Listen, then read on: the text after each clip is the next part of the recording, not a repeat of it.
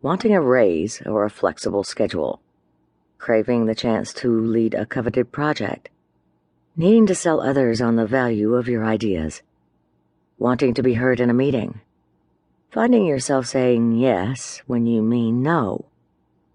There are circumstances nearly every day, in every area of life, where we can and need to push back, to articulate, advocate for, and hold out for what we want and what is ours.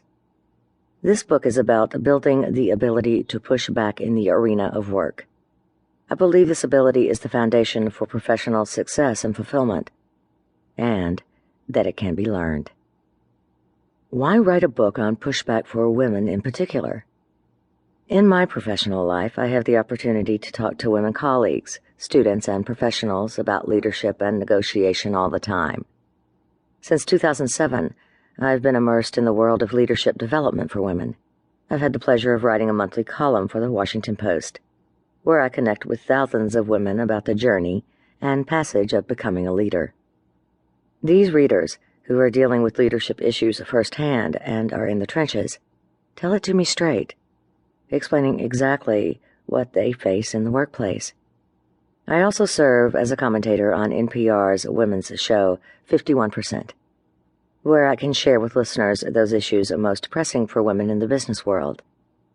I write a blog for Forbes.com on women and careers that provides tactical guidance for a female audience on how to navigate many common, yet hard-to-handle workplace dynamics.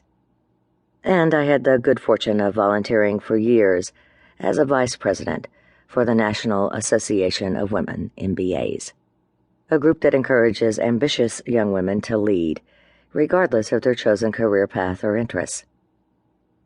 Together with my business partner, Jane Weiss, I co-own a consulting practice where we work with leaders to help them better engage and retain their female workforce, positioning an inclusive workplace as a competitive advantage.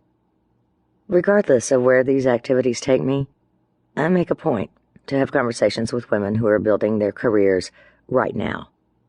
No matter what female audience I speak to, whether it's Johnson & Johnson's corporate women's group, business students at Harvard University, or attendees of an international leadership conference, women tend to ask me the same questions, most often related to negotiation, advocacy, conflict, and standing firm.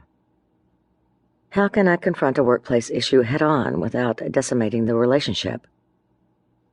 I understand the value of asking for what I want, but I tend to avoid the tough conversations.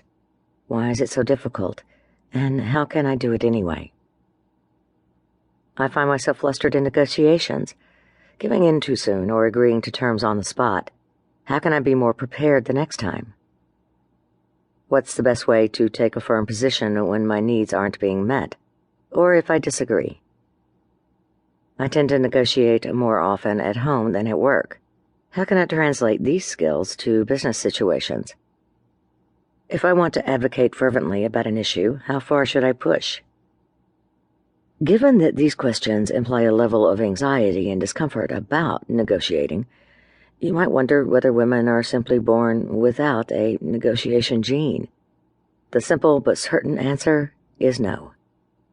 Yes, for many women, negotiating, among other pushback skills, has all the attraction and appeal of cleaning a litter box.